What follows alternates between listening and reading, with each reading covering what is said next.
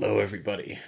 All of our listeners, you are listening to Episode 5 Crunch, the gritty tell all story of who killed our weekly schedule.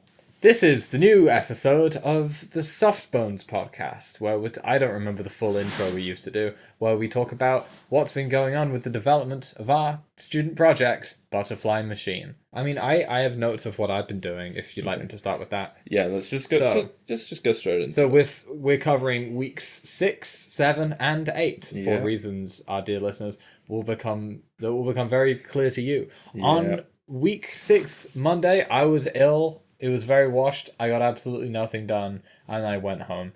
On Tuesday, I was productive. I got some systems implemented for the game, did some light coding, some fixes, and then I got Sophie to playtest the game, and she broke everything, and then I tried to fix the stuff she broke, and then I broke the game even more, so I just rolled back to a previous Git commit, and I deleted all my progress.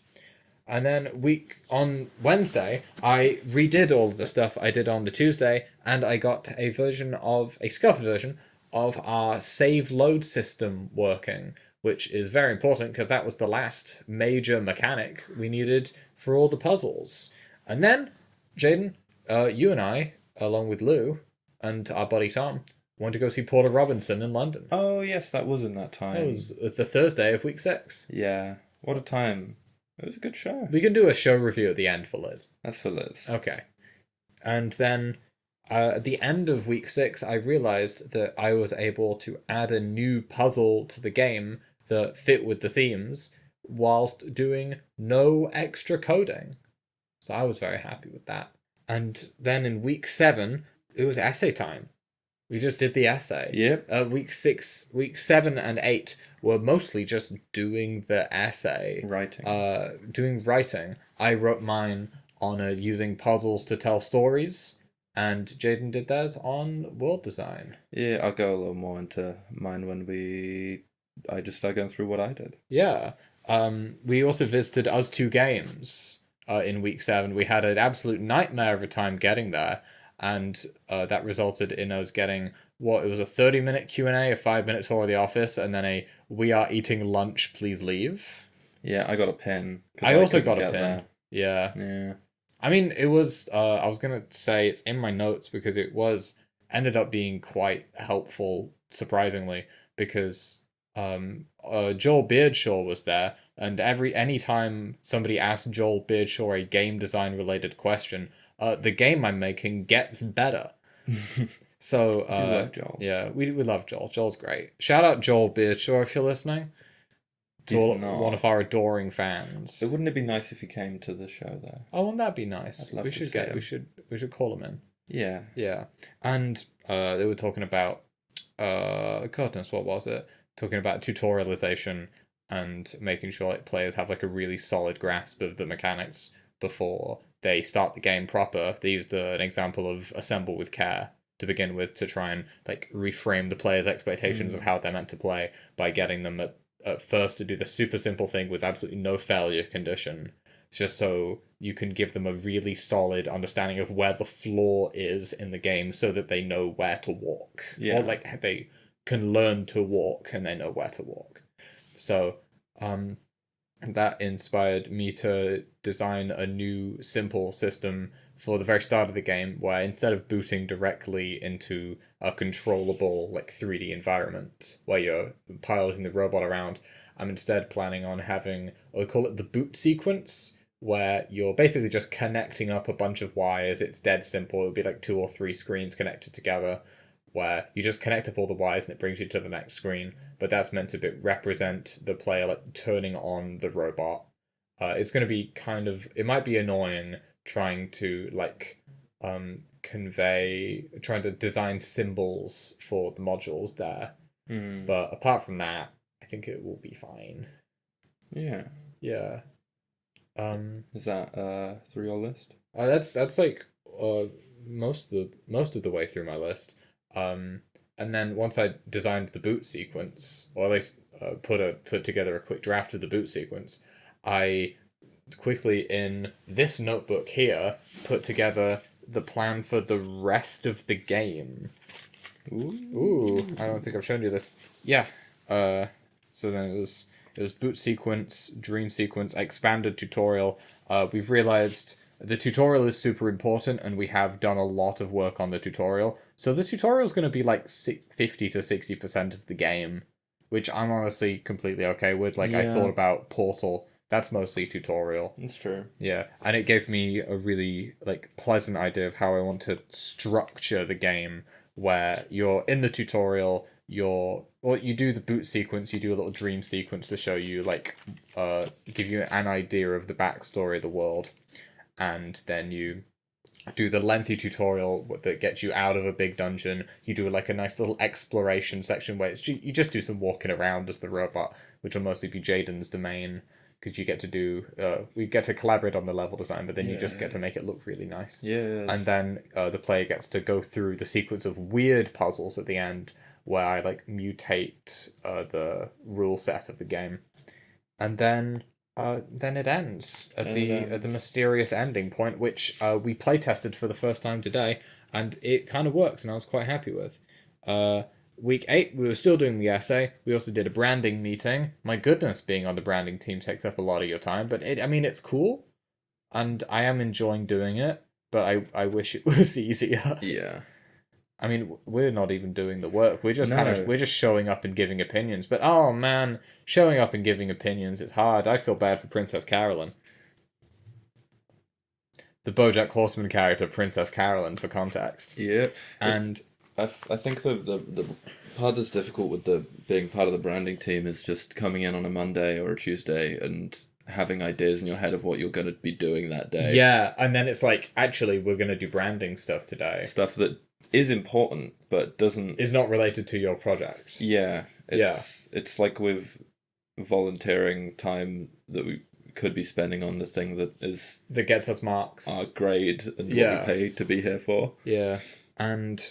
But once I had finished my essay partway through week 8, I got to do the thing that I've been looking forward to doing for the last 2 weeks, which was writing out a massive list on the whiteboard in our studio of all the stuff I wanted me to get done, of just like all my programming tasks, and then I got to transfer that to my Obsidian Kanban board, and I've just been working through that, and now it's Monday of week 9, and I've got almost all of the main features in the game. I need to design a better scene switcher module, and then I'll use that to design and implement the prototype boot sequence, and then that will...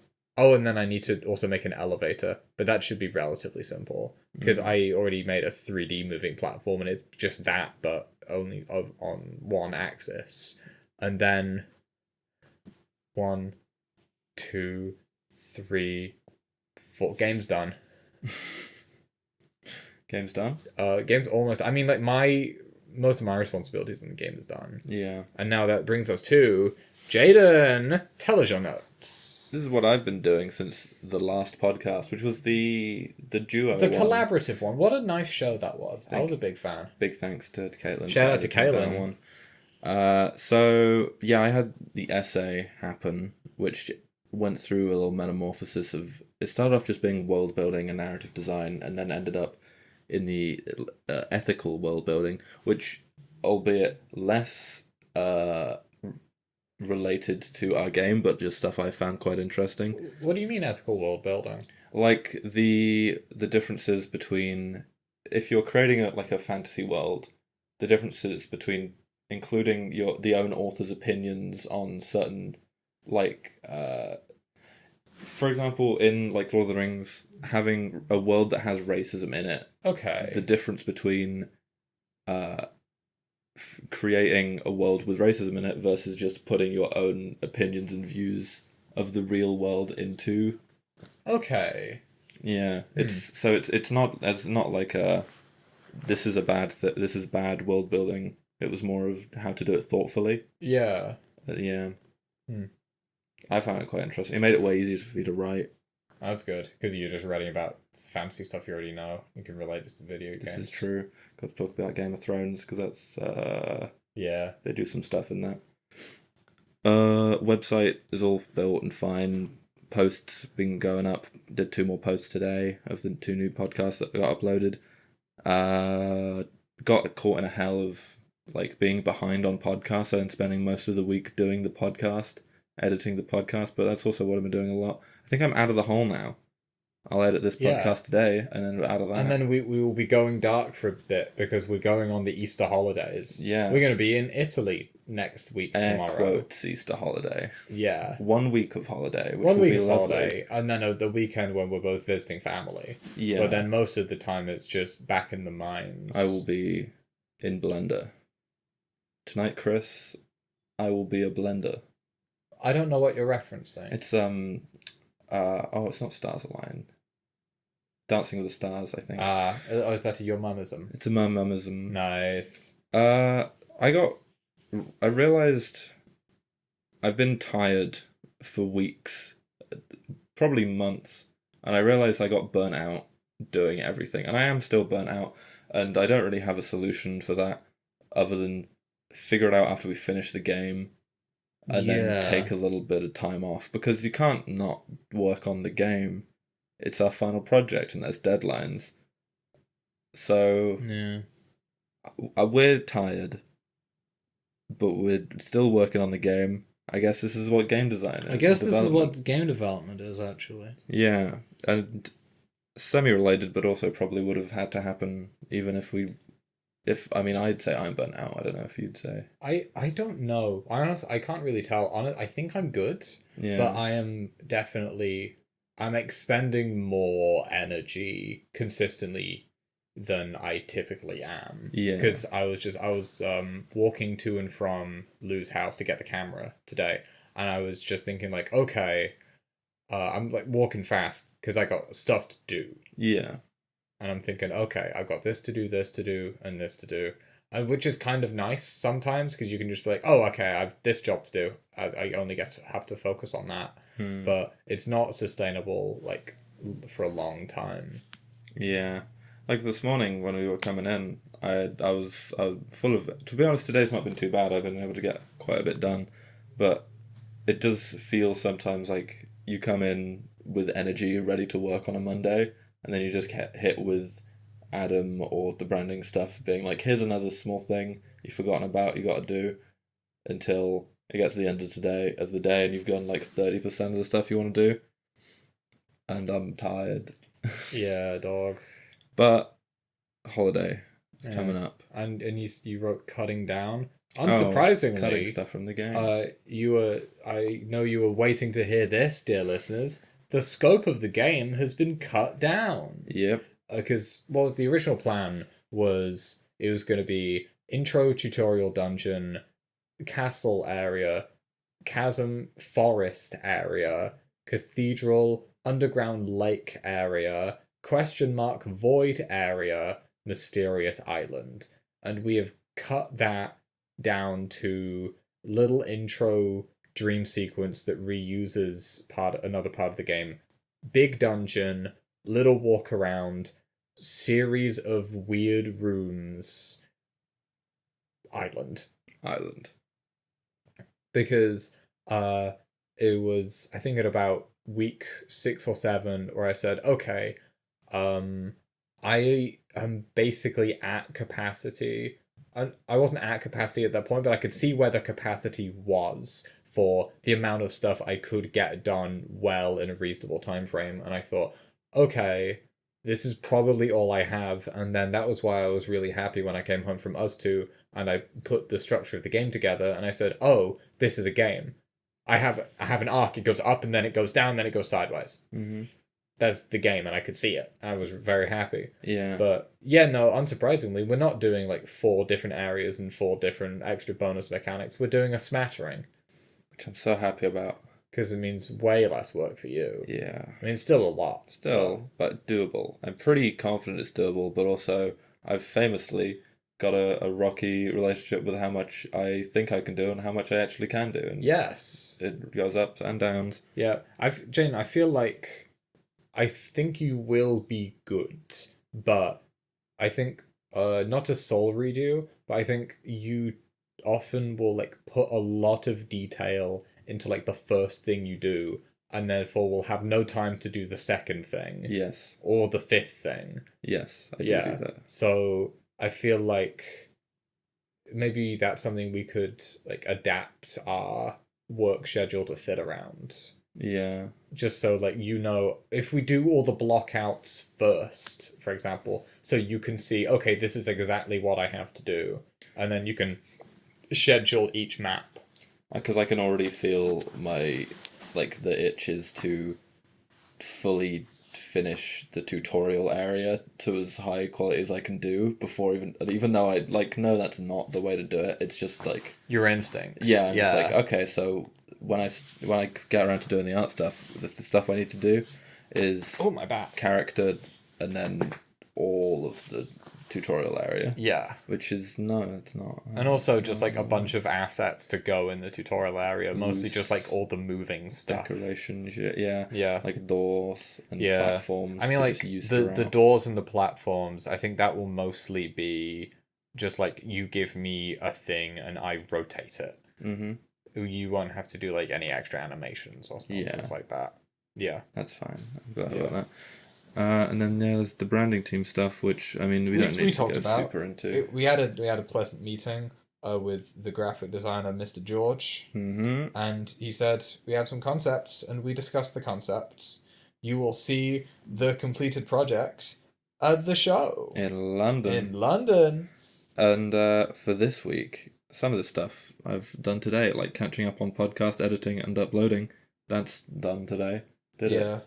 That's nice. I don't have to think about that anymore. Contacting Ralph, I am in the middle of. I already contacted Ralph, and we need to talk about, or just figure out a rough deadline to give him for music. Here's my goal for the end of the week. Okay. Because it is the final whole week before we have that week off. And there's like, we want some images to be taken, like, is it halfway through Easter for the publication? I think so, yeah. So I want art stuff in it. Yeah. So by the end of the week, it's gonna be a push, but I think I can have the model done, and in the game it will just be a cleaned up version of the one that we already have. Cool. Jaydn, can I ask that you give me the model in two pieces? Can you make the head separate so I can rotate it? Yes. Great, because I want the head to look at the panels. Okay. Yeah. The main camera shader, which I think is like a 6-hour job. Okay. Like a me 6-hour job. So like in real life, like a 3-hour job. All right. Yeah. And the fog, which is a setting built in. Nice. So I just need to turn it on. Thank you, Godot. Thank you, Godot. I think that, and like that already will be huge for how the game looks, I think. Yeah. Before the levels. Well, Jaydn, I think for the designs, for the screenshots we need to give Adam, I don't think that relies on us having, like, firstly, complete level designs or complete levels.